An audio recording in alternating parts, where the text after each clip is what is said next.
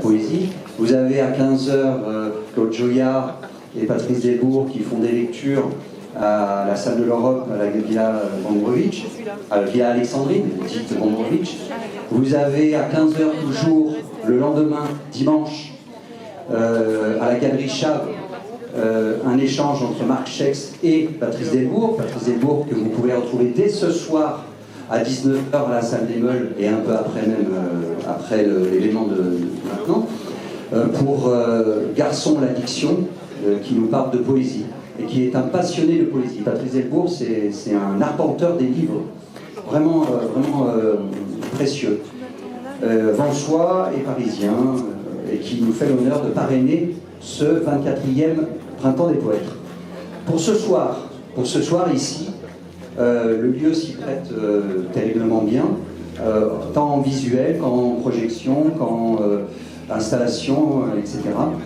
Je voulais souligner, au nom de Monsieur le maire, que j'ai l'honneur de représenter, Monsieur Régis Levigre, la grande volonté de conjuguer les actions au travers de la poésie.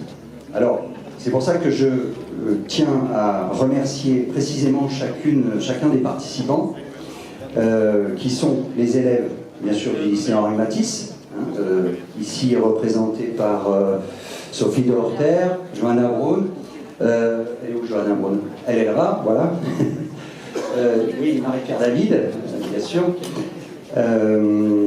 qui ont animé des danses, qui ont chorégraphié des danses à l'entrée, qui ont initié au cyanotype par Madame de Horter, les élèves que vous pouvez trouver ici en façade, qui est un procédé parallèle au sténopé et à l'invention de la photographie, qui est toujours un miracle.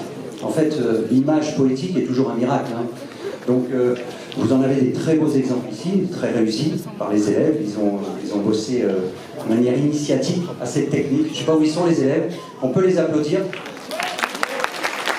Et les danseuses qui sont là. Vous pouvez me dire peut-être un petit peu. Voilà.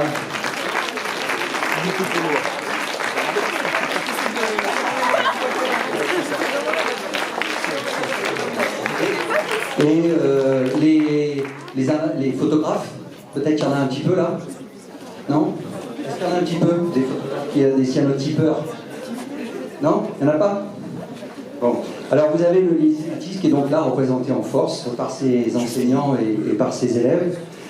Je remercie donc cette volonté artistique vraiment bien suivie à l'appel des services culturels de Vence. Voilà. Les élèves donc, qui sont en option première, qui sont en première et en terminale, option art plastique. Les cadrans solaires. Ouais. Les cadrans solaires.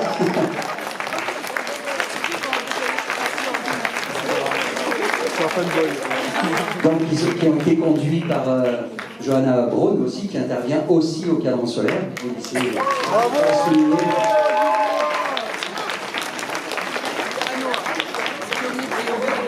Merci de votre implication dans ce Printemps des Poètes dédié à l'éphémère. Merci aussi aux jeunes du service jeunesse de la ville qui, au travers de l'AYAT, Seine Savate, voilà, à chaque fois je l'enroule parce que c'est une poésie à lui tout seul. L'AYAT, où est l'AYAT? Il est par là-bas, voilà. On peut l'applaudir parce qu'il anime la maison de la jeunesse, la MJL, de manière très positive.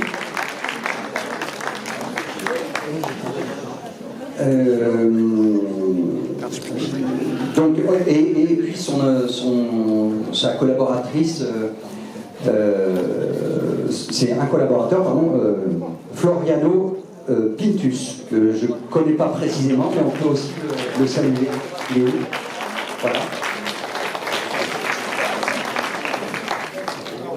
Frédéric Lamas, qui est ici, qui est par là, qui est un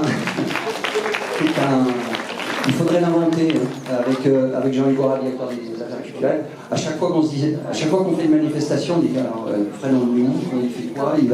Parce qu'il faudrait l'inventer. C'est quelqu'un qui a de multiples compétences techniques, pour la projection, pour les installations, et puis qui est toujours hyper dynamique.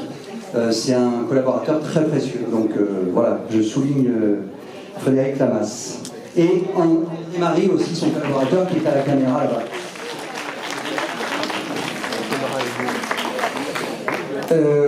Un autre merci à Sophie Gonzalez et Sandrine Morinelli, qui, je les ai vus là tout à l'heure, elles sont là, voilà, pour l'écriture nomade, qui a fait travailler sur le texte les jeunes et qui a donné une extraction poétique à partir des œuvres qui sont ici de manière positive. Ça fait travailler justement la langue, le texte poétique.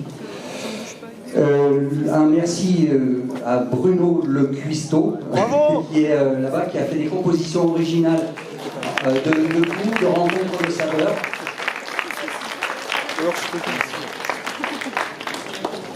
Voilà, voilà pour les remerciements. Je souligne la présence aussi de Madame Zaneboli, ici, présente, qui représente aussi le lycée en français, qui fait un travail parallèle, mais qui est aussi toujours partie prenante avec Madame de Horter pour ses ateliers. Donc merci d'être là. Voilà, j'en ai fini pour les remerciements. Un petit mot sur... Oui, bien sûr, pardon. C'est bien sûr. Le chef. Bien sûr, une personne que je demande de me rejoindre ici, voilà. Sabine Fichera, que je demande d'applaudir vraiment fort.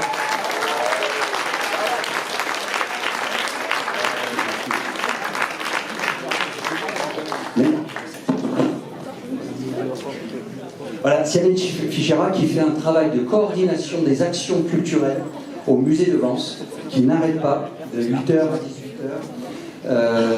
C'est quelqu'un de tenace, c'est quelqu'un d'expérience, qui a l'expérience de la culture, notamment art plastique, mais pas que, et qui a des talents de coordination des publics et de profilage des actions culturelles.